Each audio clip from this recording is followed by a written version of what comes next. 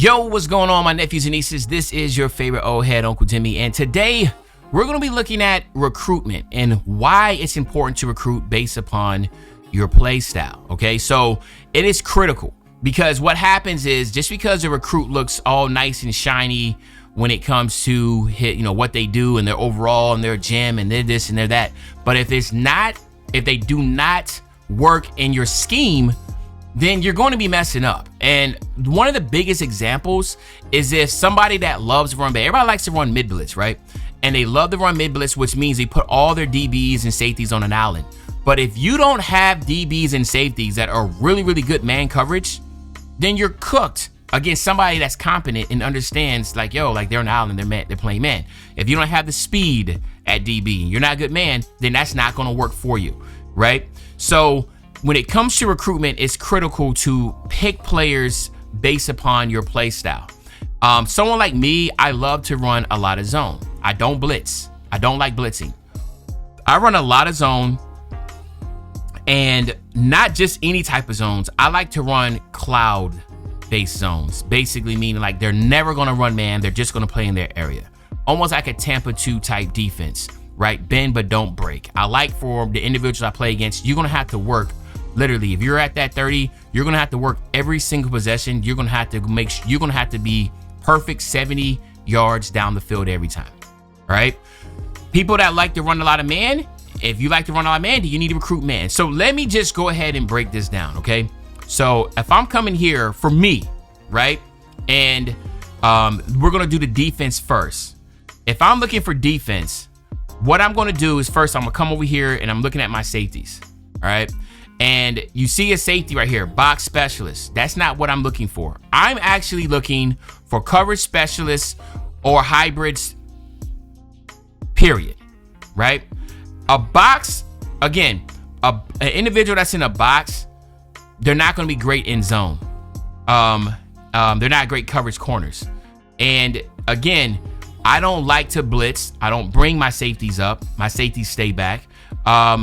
And I want to show you if I can get here and see if I can find, and hopefully they have somebody on their roster that is a coverage specialist. This is great. Coverage specialist, hybrid. So let me see if I can find a box. All right. So this is a box, and this might not be a great example. Does Ohio State have somebody that's a box? We find a top ranked team that has a box. Here we go. All right. So he's box. All right. And you see how he has 80, 74. But what you're going to see when you look at his physicals, aftershock, wrap up, hammer, you can see right here, big hits produce increased wear and tear. Do you see anything in here about zone? Right? Coverage. All right. Now let's come over here to the hybrid. All right. You come over to hybrid and the same thing. You're going to see where we at. Improve catch knockouts in coverage. All right. Big one, right? This is a good one, right? But check this out. Now let's find our coverage specialist. Now I think that we have one in Notre Dame, right? Here we go, coverage specialist. Now check this one out. Let's come over here, and then now you're gonna see ball hawk, improve breaks on passes, right? House call, improve interception attempts. Robber, improve movement in zone coverage. Knockout, improve catch knockouts in coverage. Right? So for me, I only recruit free safeties and safeties, strong safeties that are cover specialists because I know that I'm always going to have two deep safeties, right? I'm never going to have a safety up, right? I'm having two deep safeties at all times. This is critical, right? Now, let's say, for instance, you're somebody, again, like I said, that likes to play a lot of man. But guess what? This is going to be the same exact type of covered person that you would like to have. A hybrid or a box specialist, especially a box specialist. So a box specialist means you run a lot of cover 3, right? A lot of cover 3, meaning that strong safety is going to be down in the box, right? If that's how you play, then that's what you want to have. You don't want to have a cover specialist sitting down there trying to be playing with linebackers and the defensive line, the offensive lineman and that type of sort. You don't want that. So you want to focus on that, all right? Now, let's look at same thing for linebackers. This is really, really good too. All right, so you look at let me see, signal caller, right? Look at signal caller, right? Wear and tear, improve block resistance, improve hit stick attempts, improve sack attempts, right? Let me see. Lurker, all right? Y'all should probably already know this one, all right? Lurker, knockout, improve catch knockouts and coverage. House call, improve interception attempts. Robber, improve movement in zone coverage. Bouncer, zone chucks fatigue receiver, all right? What do you think I'm recruiting? Who do you think I'm recruiting? I'm recruiting lurkers, right? I recruit nothing but lurkers, okay? Now, when you come over here to signal callers, they're great, but I want you to understand one thing. And lurkers are for the most part, are going to be faster, right? They're going to be faster in speed. In this case, he's not, but again, you know, like when you're recruiting, you're building, you're going to be faster in speed. What happens is nothing's worse than when you have a lot of people running slants, right? They run a lot of slants in there, you know, and that type of deal. That's all people want to do, right? And you have a person like a lurker that literally understands the zone, and especially if they're getting, once you get these guys like 90 overall and stuff, they're going to be absolutely insane. They bait, they do so much as AIs, right? Compared to a signal caller, right? So I always try to go for the lurker. Now here you got a thumper. The thumper is the same thing. I want to show a thumper too, right? These guys are good to have in first and second downs, but for me, I just love to have my individuals at all times playing with lurkers, okay? Now, if you're somebody that runs, that likes to be like, yo, I'm going to be 100%, you know, aggressive. I'm trying to, you know, stop the run, and then on top of that, I'm blitzing 24/7 and all that. Yeah, you can go with a thumper, you can go with all that, but lurker to me are the best linebackers to have because they just do coverage, right? Now, let's talk about the front four, right? Front four is very, very, very, very important to me. Now, this is where things start to get really, really, really tricky. So, I don't blitz. So that means I need to get pressure with my front four at all times, okay? So, this is why, again, I go with straight speed rushers on my ends. I don't care if I see a power rusher, 5-star, whatever. Like if you're a 5-star gem or whatever, like, you know, I'll recruit you. But at the end of the day, I'm always trying to get my speed rusher. I need speed rushers, quick jumps off the end with takedown. I need that at all times. Period. Is not even a question, because what you want to have, we all know how good quick jumps is. But what I also love about this is, to come over here to the physicals, is pocket disruptor, takedown, duress. See, boost against pass blocks in third and fourth down. So you get pocket disruptor, takedown, duress, and quick jumps. Okay, I want you to understand that. Take a look at my power rusher. All right, power rusher here. We're going to be looking, and again, you can see right here, pocket disruptor, duress, and then that's it, and takedown. But you don't have quick jumps, right? You have wear and tear impacts, and you have boosts to lateral sheds on runs, right? And again, they're good. Power rushers are good, but they're not somebody that I will put first. They're second. I will always go for a speed rusher, then a power rusher second. Now, let's say, for instance, you're somebody, and again, I don't want to go too crazy in this because I'm going to break down more, but let's say, for instance, if you're somebody that likes to run like a 3-4, right? And your linemen, your 3-down linemen, they're different. That's when you want to go for like pure power. That's when you want to go for like an edge setter, you know, those type of guys, because at the end of the day, they're not your individuals that are trying to get to the ball. It's your linebackers. Okay. So when I look at here my defensive tackles, this again is so funny, right? So I want you to look at gap specialists. Okay. Look at gap specialists. See here. All right, you're gonna see right here, grip breaker, boost to lateral sheds on runs, inside disruptor, improve shedding on inside runs, outside disruptor, right? Improving shedding on outside runs, option disruptor, improve shedding on option runs. So you can see this is an individual that can get into the gap, stop those runs, and that type of deal, right? You understand that these are all for runs. Okay, now let's come over here to the power rusher. All right, let's come over to the power rusher. Now you're gonna see pocket disruptor, boost against pass blocks on third and long, duress, right, and takedown attempts. So it's funny that I love my D tackles to be power rushers, and then my outsides to be speed rushers. Okay. Now, we can come over here to pure power. Pure power is the second ones that I like, because pure power, as you're going to see right here, they have the disruption, boost against pass blocks, improve shedding on runs. So, boost against pass blocks on 3rd and 4th downs. That's big for a pocket disruptor. It's really big to have those on 3rd and 4th downs. So you'll see me with 2 D tackles that are pure power rushers. And again, I try to get them as fast as they can also. Pure power rushers, and then I have speed rushers on the outside. Because remember, I don't blitz, right? I need these 4 guys or 5 guys, depending if I'm running like a 5-2, to have great ability to get to the quarterback. And I do a lot of stunts.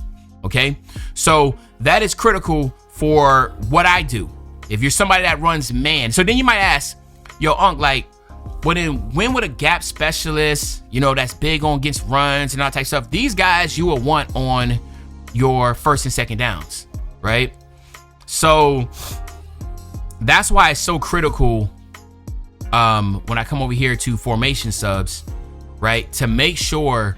And again, too, CFB, they do a good job as far as you have like your passing downs, and you have like the rushing edge. So when you do your depth chart, like where each individual is going to be.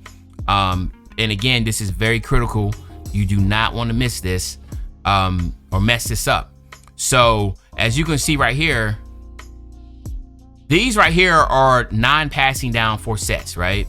So if you want to put your edge setter here, right, and all that type stuff, the stop run, by all means, you can do that. But again, like for instance, like this would be a good time for like 1st, 2nd down. Your gap specialist is somebody that you'll want. This is if they're equivalent in skill set, right? You don't want to put a 60 overall gap specialist over your 85 overall, right? Regardless. But what I'm saying is that you want to make sure on the 1st and 2nd downs, where you feel like run, But when you're talking about your passing downs, this is where the rush left in. This is where I want to make sure my speed rush. You see my speed rushers right here. And this is an example here. This is not my team. This is a random loaded up Dynasty, right? This is where my rushing. So the R is rush left end, rush right end, rush defensive tackle. These are my pass rushers, right? And then the same thing here. My sub linebackers. These are my 2 linebackers that I'm going to be having my 2 lurkers here, right? My 2 lurkers here being able to cover.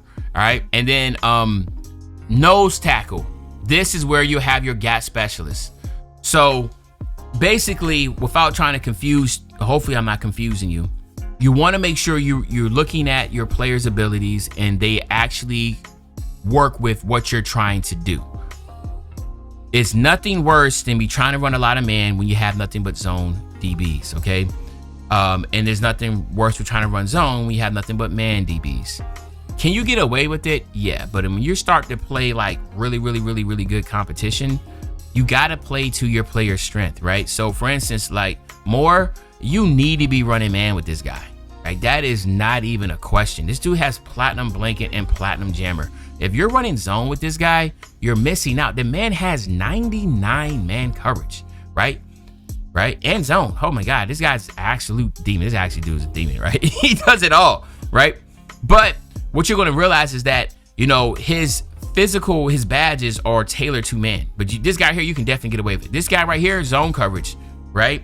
His badges are tailored to zone. So you want to make sure you have zone coverage here, because you having him in zone coverage, you will get this mismatch, right? With a man DB and a corner zone DB, and that's perfectly fine to start off with. But when you're recruiting, recruit to your strengths, right? Recruit to your strengths. So this will be the last go round. So for this team, this team for the first couple years, I'm going to be having some players that are a little bit off. Right. So anyway, so now we're going to go back to, like I said, for recruiting. When I come over here to my recruiting, now you're going to see me come over here. Let's say, for instance, let's start off, like I said, with my cornerbacks. OK, so I'm starting off with my cornerbacks. Look at the number 1 quarterback right there. He's zone. Like, are you kidding me? Yes, I want him. Right. Bump and run. I don't want this guy. Right. I don't want him. You know what I'm saying? This is another guy that's zone. I want this guy.